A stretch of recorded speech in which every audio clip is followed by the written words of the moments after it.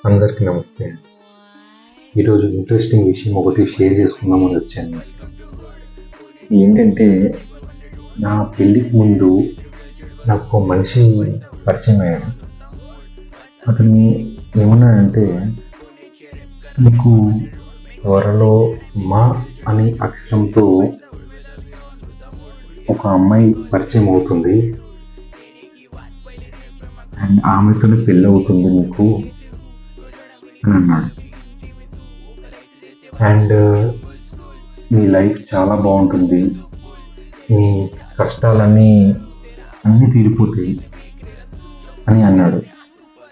వాడిని ఇప్పుడు ఎత్తుకున్నాను. వాడు ఎక్కడున్నాడో నాకు తెలియదు, కానీ వాడిని ఇప్పుడు ఎత్తుకుతున్నాను నేను.